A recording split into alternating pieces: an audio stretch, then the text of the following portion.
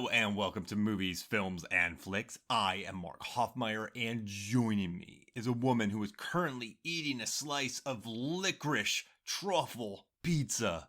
It's Megan Hoffmeyer. Okay, so you had me at licorice, but truffle? I don't know how I feel about that combination. Truffle licorice pizza. I don't know. Because one's very savory. And one's very, well, what kind of licorice you thinking about? I don't know. Like the licorice creme brulee we had. Whoa, that's good. That was delicious. On pizza? Sure, what? Like a dessert pizza? Truffles have had a good year. Yeah, truffle hunters. And pig. Mm-hmm. And Dune. Spice. So, yeah, spice. So I should have said it had spice. Yeah, so, Megan, it's been a long year. We've watched a lot of movies. A lot of movies. I mean, wow. Were there more movies this year? I think we just watch more because of there must have been more, but we've also been getting all the year-ends. Well, I'm not trying to sound pretentious, but we've gotten all the year-end screeners. We've been very lucky to watch a lot of movies that haven't been released yet. So It's been kind of fun to watch. And you know what, though? This has been a really, every year I can come up with an easy top 10. I feel pretty happy with it. You know, I have delusions of grandeur. I think it's really important. I release it. But this year, when we were prepping for this episode, it's like, hey, put together a top 5.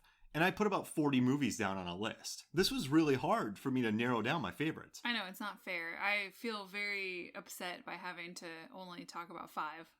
And I think we're also lucky that we did a mid-year random awards, because imagine doing just a year of random awards for this year, because there's so many moments. Like Titan, there's 7,000 random awards I could give. I couldn't even tell you the movies the first half of the year because we watched so many in the last couple months. I was joking about this on the Horror Awards episode, but I said that A Quiet Place Part 2, Shadow in the Cloud, they feel like they were released about 7,000 years ago. Oh yeah, didn't we watch Shadow in the Cloud last Christmas to New Year's time? Yeah, we got New Year's Day, I think, because it came out January 1st. So Then we watched it, we rented it, watched it, and now it does. But that feels like, I'm not complaining. It's just been a doozy of a year. Yeah. But also, we've been in the movie muck watching a lot, which is awesome. Nothing to complain about. Well, it seems like every streaming service now, too, is trying to have its own contenders. So maybe there are a few more movies. We've watched and there's a lot. more international entries than before. I mean, there's a lot of really exciting things coming out of the Middle East and France. So much from France this year. France is crushing it. They really were. They're on fire. Are there any movies with fire in their title? They're on Flyer. From Mandibles? Yeah. All right, so if you haven't listened to our random awards yet, just know that I've been doing random awards since 2010 when I started Movies, Films, and Flicks. And so ever since 2015, we've been covering them on the podcast.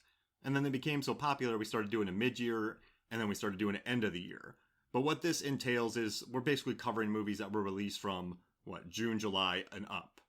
Yeah, basically. Yeah, so just mostly July up through there. So if you want to listen to our other awards, just go back and listen to that. Or go to Movies, Films, and Flicks, type it in, you'll find it. So this is just a post I look forward to doing every year. It really got away from me this year, but before we get into it, Megan, this was really hard for me, but tell me your top 5 movies of 2021. Now, not best. We're not doing the best of. We're doing our favorite movies that came out. Oh gosh, this is terrible. I hate this. I felt very stressed about this because I kept thinking about stuff to go on here and go, no, I like these other movies too. All right, so are we doing it in order or? Order. Okay. Ugh. Well, okay, I'll start with Barb and Star Go to Vista Del Mar. It's my number 1 for the year. Easy. Can't be beat. Can't be beat.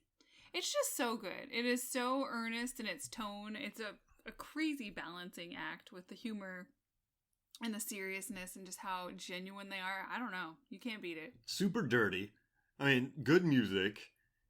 Being on set and watching this and having the faith that the edit and the humor will pull off, will be pulled off. Yeah. I mean, everyone trusted each other a lot in this movie, and it paid off. It's beautiful. So good.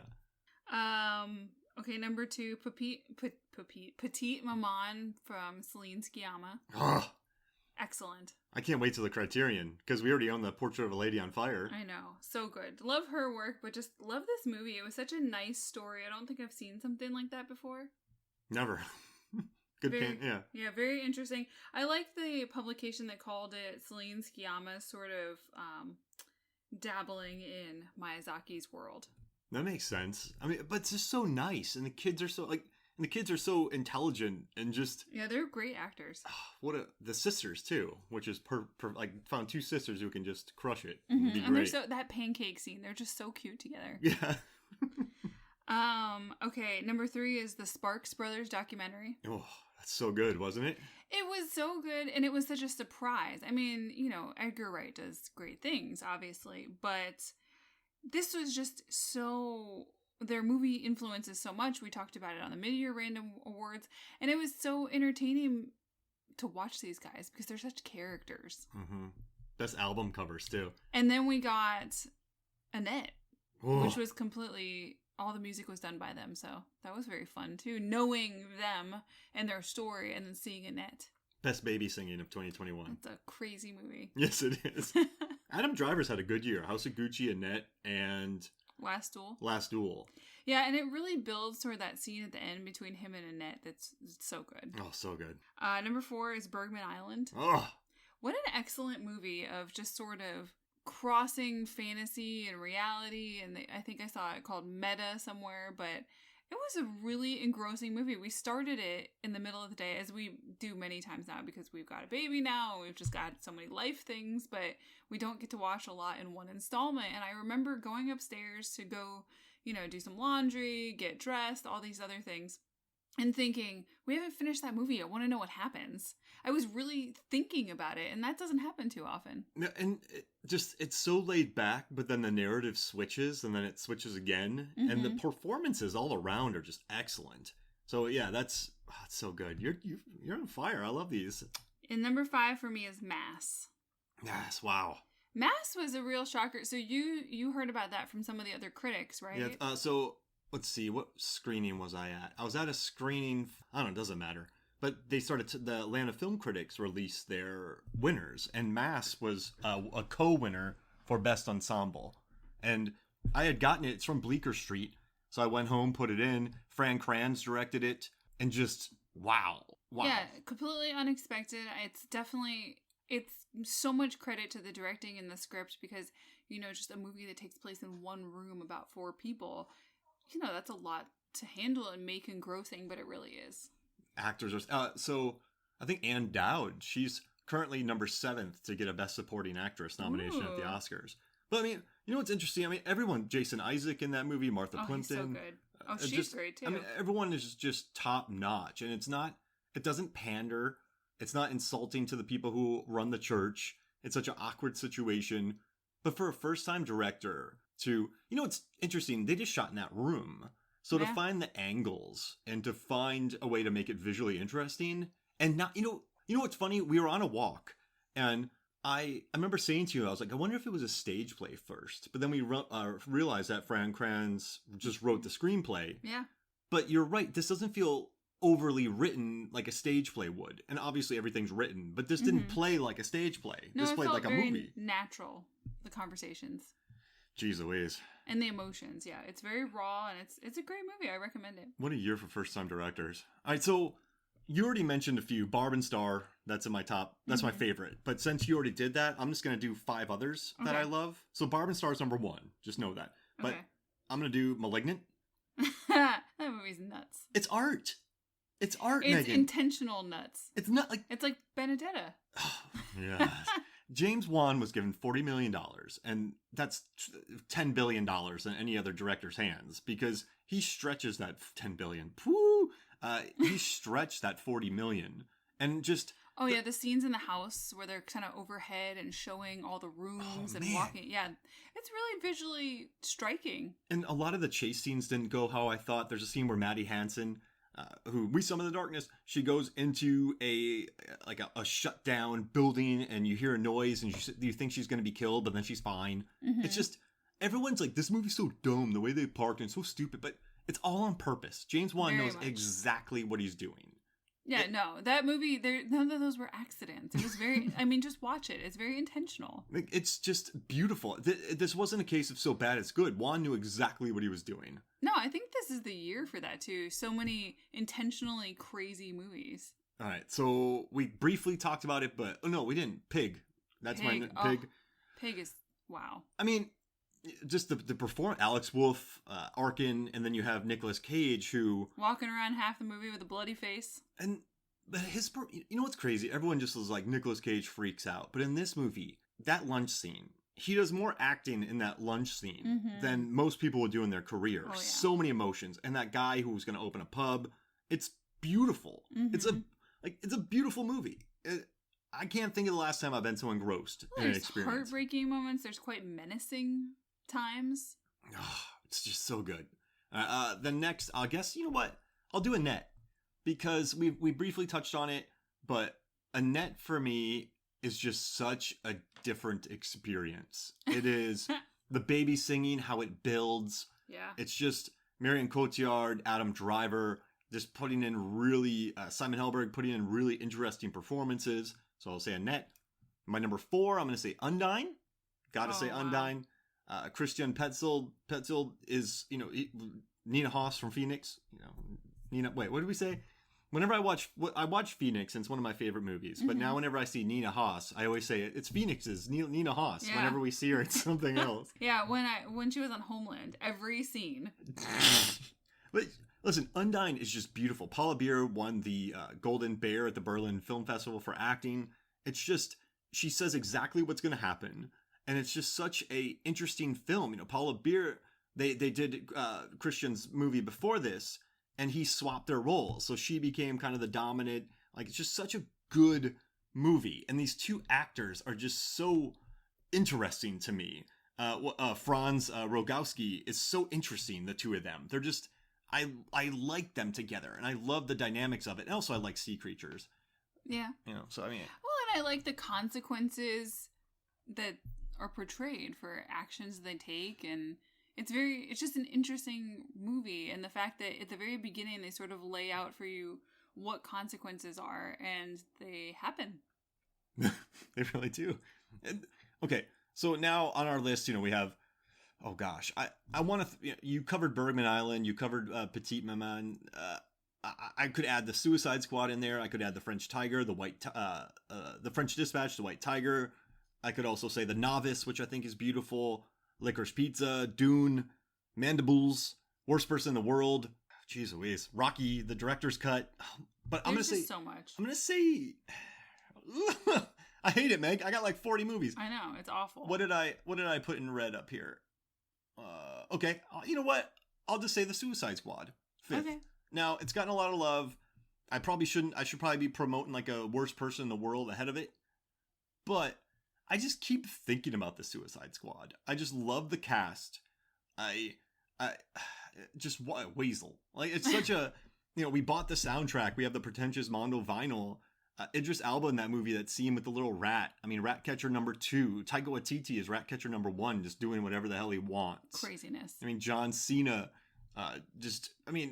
it's just, I don't know, it spoke my language, and I've watched it several times. I thought Margot Robbie's action scene was excellent when she kills everybody in that room. The 69 gag is hilarious. So it's just, as far as me thinking about movies going and joking around about them, I'm going to do that. So Suicide Squad, that's my 5th. All right. Oh gosh, that's tough. I know, right. It's bad. Want... Go watch all the 2021 movies. There's so much fun out there. All right, so Meg, do you want to open us up with the random awards? Sure. So you've already published a list on Movies, Films, and Flicks, right? But we're doing some exclusive podcast-only awards. That's right. Exclusive right here. Exclusive content. Yeah. Alert. Mm-hmm. Okay, so I'm going to go with my first one, which is Best Chocolate Heist. Best Chocolate Heist? In Belfast. Oh, yeah. So in Belfast, you've got the very charming and adorable Jude Hill as Buddy. Now, if you don't know anything about Belfast, this is a semi-autobiographical tale about Kenneth Branagh's life in Belfast during the time of the Troubles and deciding whether they would go or stay. But the little boy falls in with his cousin friends, and they are trying to lift some sweets from a local shop, and it's very cute, the setup. I mean, everything sort of has consequences, but there's some very endearing moments in this movie, and that's just a nice little chocolate heist. And he doesn't actually end up with what they want. It's not a delight. No. So in my random awards, I have second best singing moment when he's singing "Everlasting Love." But that kid is just so good, isn't he? He's very charming. Just so charming. It's a fun heist. And remember the cop comes and scares the crap out of him, and then they laugh about it afterwards. So cute. And I love that he just grabbed Turkish Delight. It's just funny. No one likes Turkish Delight. It's just a good bit. Kids getting in trouble. You could tell Brana did something similar. It just reeks of authenticity, and it's so much fun. Which is unfair because, real Turkish Delight is actually quite good. But not the candy kind. Okay. You ready for mine? Yep. Oof. Okay, so this one's going to come from Benedetta. Oh, gosh. Now, I'm going to say best poop/fart gags in the first 10 minutes of your totally bonkers film. And I know that's really random, but this movie... It's the random awards. Yeah, good call. This movie opens up with young Benedetta, and they're going to go drop her off at the... Oh, the bird poop. Yeah, they're going to go drop her off at the convent. But before they get there, these I guess thieves come up and they want to steal their money, but Benedetta gets sassy with them. And the main guy who's... child. Yeah, the child Benedetta gets sassy with him. Benedetta? Oh, gosh. And a bird just poops in the main sassy guy's face. Well, they say that she's favored by God, and she tells him to give back the necklace, and a bird poops on him. And so they laugh, and they give her back the necklace. It's such a nice little scene, because you're like, oh, are her parents going to be killed? Is what's going to happen? But she's like, God will spite you, and then the guy gets pooped on, and they give back the necklace. Credit to Rolling Stone for giving Benedetta the number 1 spot on their list this year, because that's bold. They get Paul Verhoeven. They do. Go read the description on the Rolling Stone post. We can link it somewhere, but I mean, it's a good description. I mean, much like Malignant, nothing in Benedetta is an accident. No, it's all very intentional, and it's not surface level like, oh, look at these racy nuns. That is not what this movie is about. Yeah, I mean, just the poster wants to drag you in with that, but when you think about Verhoeven and the way he directs, you have Starship Troopers, which is full of blood and nudity, but it also has themes of like fascism and all this. Total Recall, even though it's this Arnold Schwarzenegger starring vehicle, it's what's real, what's not. I mean, this is a guy, L. And that's very much this. Yeah. It's what's real and what's not about Benedetta and what she's up to. Like Isabelle Huppert in L, she responds in ways no one thinks she would respond. And what I like too about Benedetta is just the artifice of the production design, like the artificial production design, the artificial CGI. Very bright.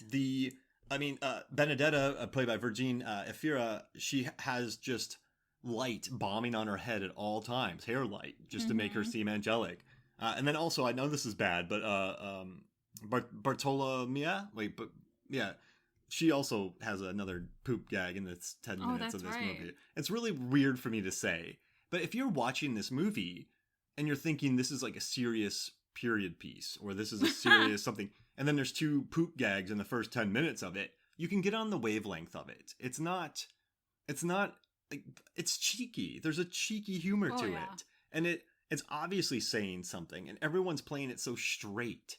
And I just love that about it. But the way it's filmed, you know what I'd like to? Psycho, they filmed in black and white. Alfred Hitchcock filmed in black and white with a lot of cheap looking sets.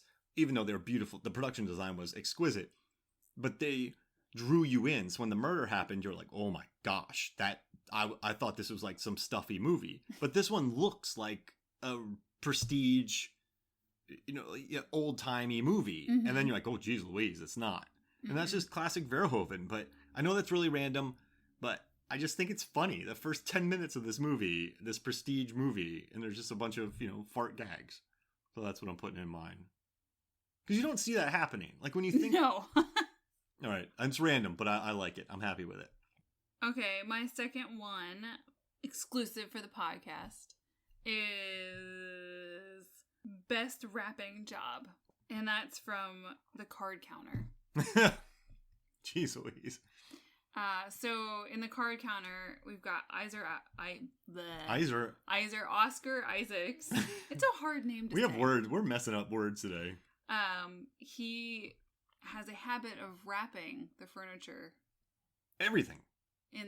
Everything. In his hotel rooms. In the rooms. Well, in other places as well. Oh, yeah, that's true. Mm-hmm. Wait for it at the end.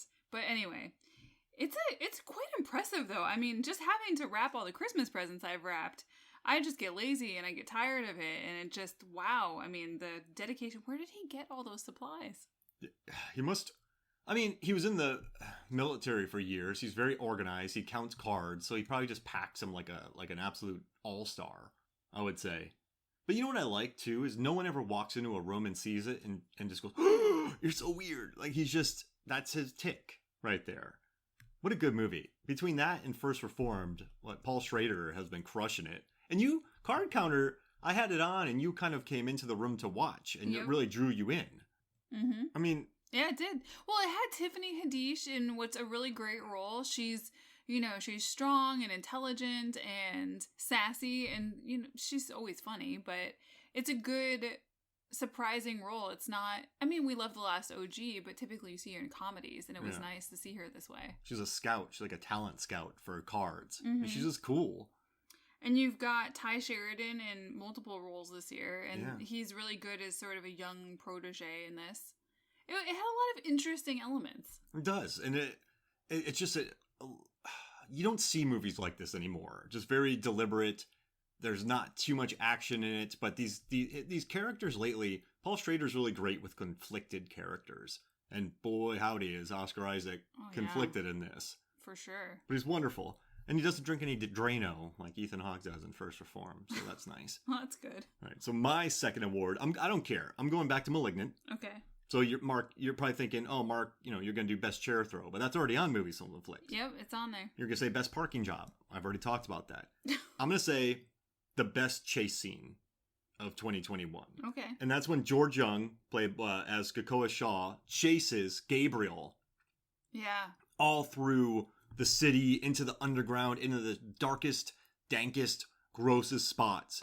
And you just think, you're like, this guy's going to die. Oh, like, yeah. Underground cities were having quite a moment this year as well. That and Pig. Mm-hmm. And it's just, you're like, this guy is an idiot for chasing down this Gabriel. Yeah, kind of. And the production design is just beautiful. We already know he's a murderer. Exactly. And so what's this guy, George Young, going to do against him? Mm-hmm. But he chases him down and he doesn't die. But you know what I mean? Normally in movies like this, the guy dies. And it's just over. But this movie keeps subverting what you think is going to happen on every level. Mm-hmm. And so I just love the chase scene because it was just so nice. He lives. And and you're just thinking, this never happens. And it just takes you into the underground. It gives you a different world. It kind of lets you know that Gabriel's up to something funky. And it just establishes as George Young is this really cool cop. I love him. I love this movie. There's quite a descent down a fire escape as well, isn't there? Yeah, there is. Oh, yeah. Mm-hmm. That's a gnarly chase scene. What a beautiful chase scene. Oh, so good. And he lives. It's beautiful. So that's my second award. What's your third? My third is, and you've already got an award on Movies, Films, and Flicks for Licorice Pizza, Best Running, I believe. Yeah. Well, I did a slightly different one. Best Falling Off the Back of a Motorcycle. Oh, gosh. Where Alana falls off the back of Sean Penn's motorcycle as he's about to show off for a crowd of people after dinner. And it's very funny and sudden, and she just does it, and then she looks pained and embarrassed by the whole situation. Do you even know my name? And then she just takes off and she falls. But it's a good thing she fell off when she did, because Penn wipes out. Yes, that would have been ugly. We were talking about Licorice. I was waiting for him to hurt himself, too. Yeah. Another subversion of kind of trends, I guess, or tropes that he doesn't get hurt. But we were talking about this movie the other day. It's a good walk-in. You could put this movie on, go wash the dishes, watch, because it's so many different scenes.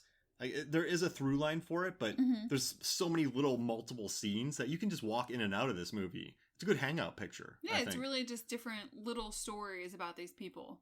And she's funny, isn't she? Yeah, she's great. I love that scene where she's like, you gotta stop fighting with everybody. And she's like, F you!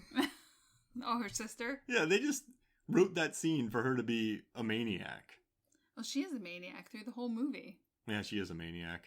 I thought you were gonna maybe say best waterbeds. Oh, that was actually listed in some of the best, shots of the year by... Ringer. I mean, it is. Yeah, it's a great shot. So I'm only going off script, Megan, just for one award, but I have to do it. Okay. So this is in my Movies, Films, and Flicks random awards, but I gotta add it, okay? So it's in the movie King Richard.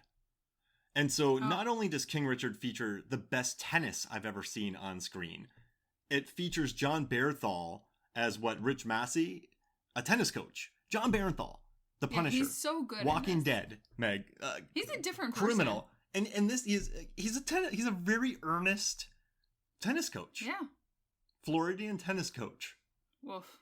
But his accent and just remember how happy I was? Like, I'm like, John Bernthal is like a really nice tennis coach. He was just really nice. He was a good character. I mean, he's a great actor, but he really pulls this role off. Just the accent and just, he's kind of naive to it. I don't know if he's looking out. Like, he adores these kids. He has to deal with Richard a lot. Jeez Louise. But yeah, I mean, I just love watching Bernthal in this movie. I think he is so good. And also, I just want to say that Demi Singleton and Sanaya Sidney, they are excellent tennis players. Jeez Louise. They actually know how to hit a tennis ball. And it's beautiful. It's kind of nice, right? We just sort of talked about that in the Deep Blue Sea, the podcast episode about Covenant. The Covenant, yes, because there's a swimming scene and we were discussing sports in movies and when it actually looks good versus when it doesn't. Tennis is a hard sport to just ask an actor to get good at in a month.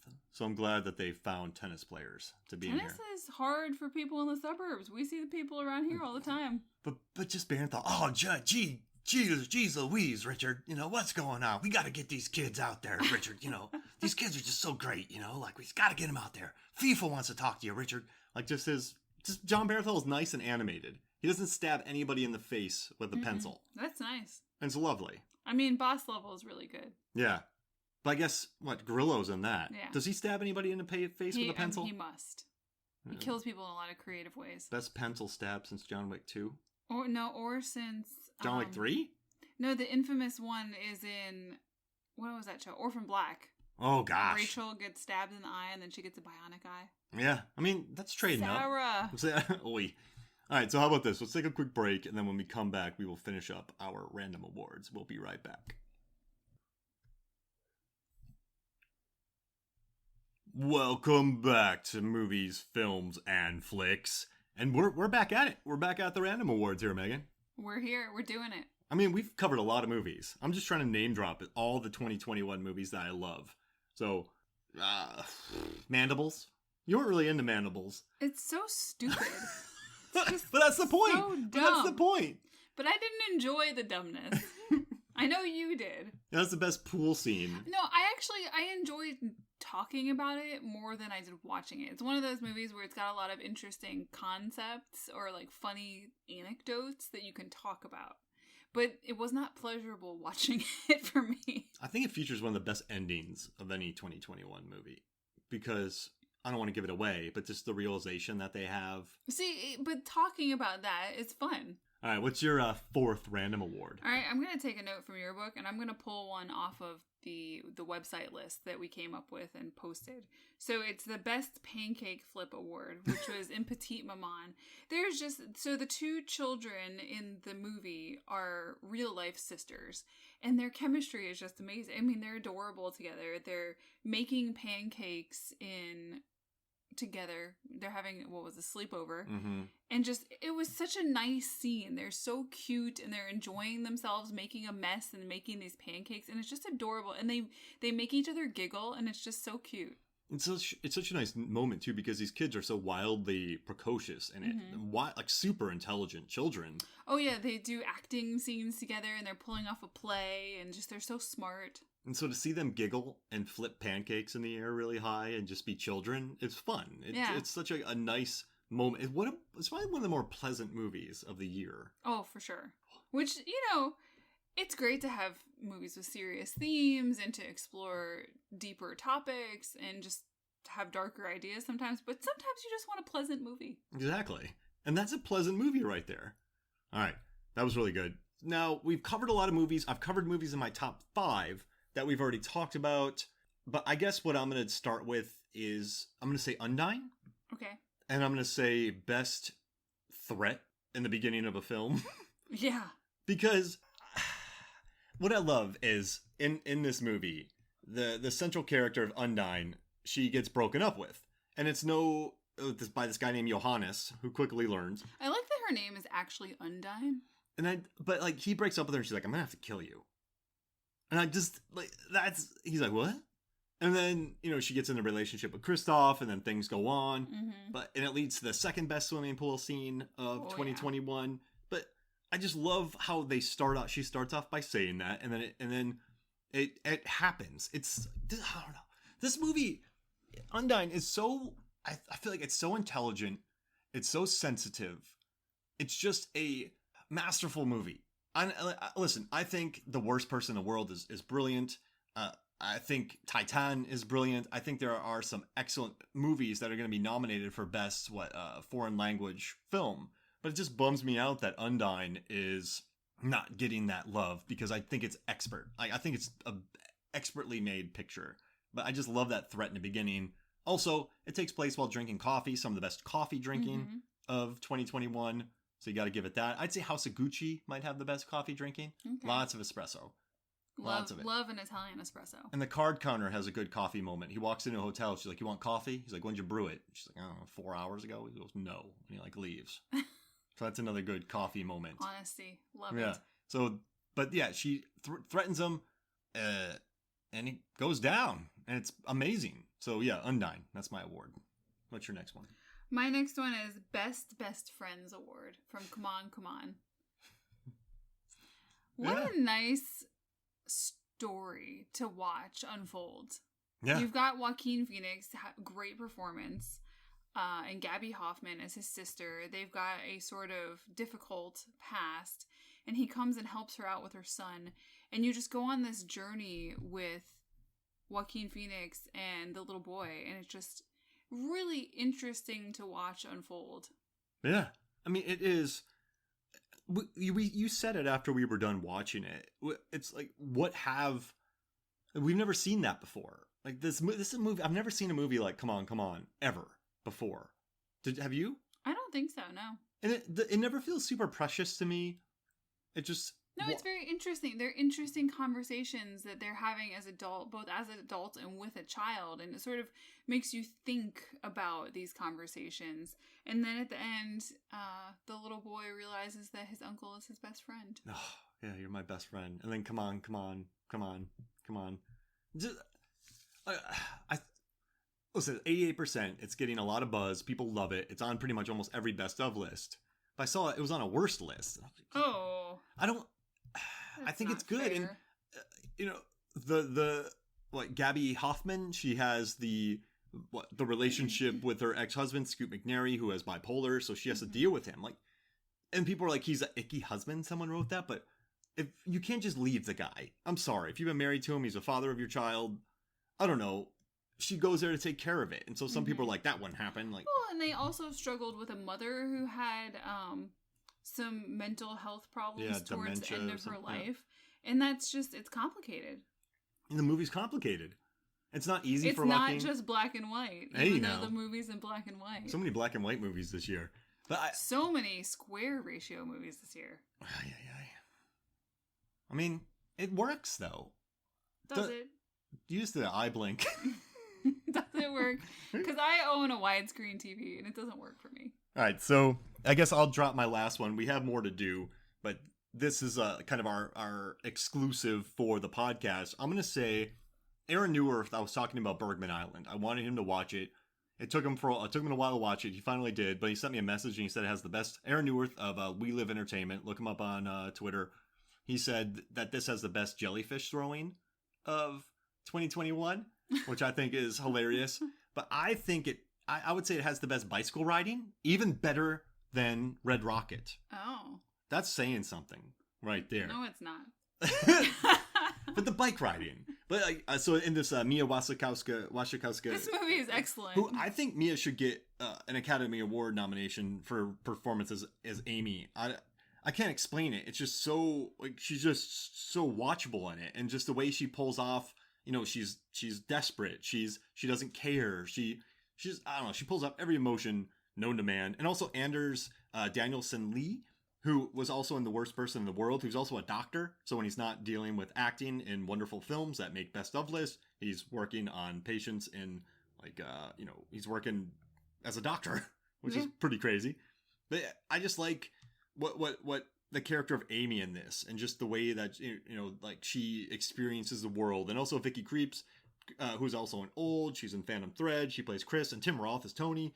It's just a good movie. They're exploring Bergman, the filmography. A lot of good conversations. It's just very earthy, and it's good, and it's interesting, and you don't know where it's going, and it's just such a good movie.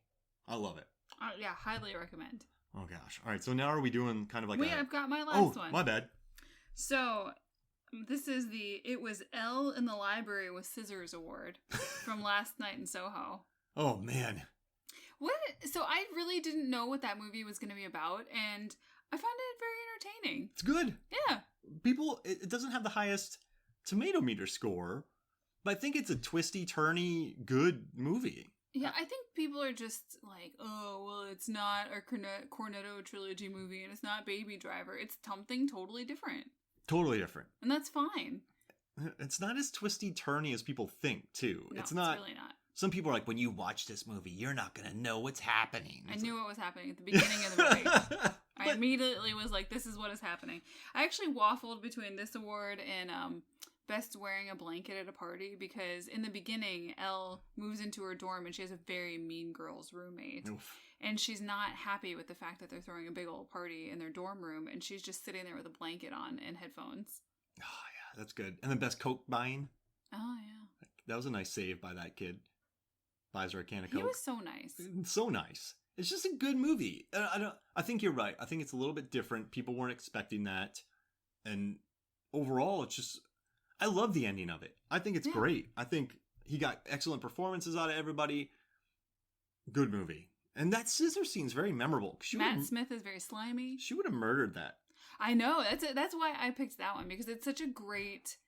It's not really a jump scare or anything, but it's very surprising. She launches the scissors and almost She'd be in out jail. Her roommate. She'd definitely be in jail. She would have killed her. Hey, I'm happy we got Last Night in Soho in there. It's wonderful. So good. Yeah, very entertaining. Go, if you want something fun to watch, get some popcorn. Go watch Last Night in Soho. Is there a better way to rhyme that or not rhyme it? Walk towards a television screen and watch Last Night in Soho. Grab your phone and watch Last Night in Soho. Don't say go. You know what I mean? Go ho. I'm happy Edgar Wright did something different. Mm-hmm. He can't be cornettoing it for his entire life. No. He's got to move on. And I dug it. Like the whole Terrence Stamp bit. Woo! Oh, yeah. Jeez Louise. I love that movie. Now I'm thinking about it. All right, you want to do a lightning round where I talk about my other random awards right here? Sure, go through the list. All right, so best woe moments, Dune. I mean, I can't... We were watching that movie, Megan, and... The visuals, very striking, just big expanses, some real big stuff. You should see it in IMAX if you can. I have never said whoa more times in my life than... Oh, gosh. It expands. All right, so then I'll do, let's see, Best Bus Fight Award. Better Than Nobody, I'm going to say. Oh, man. Is really? Shang-Chi and the Legend of the Ten Rings. Because, that's a tie for me. Well, that's tough. I just like that you have Awkwafina driving, you have Razor Fist doing his thing, and it's just a good scene. It establishes...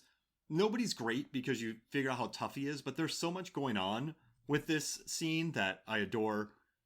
Then I'm going to say... Very Marvel. It's got its funny moments, but obviously establishes some things. I keep sitting here, Megan, and going, I need to watch it again. How many times I keep saying that, but we've been busy with stuff. All right, so then I'll do Best Animated Chase Scene in a Live Action Movie. That is in French Dispatch. Best Jamie Dornan Singing.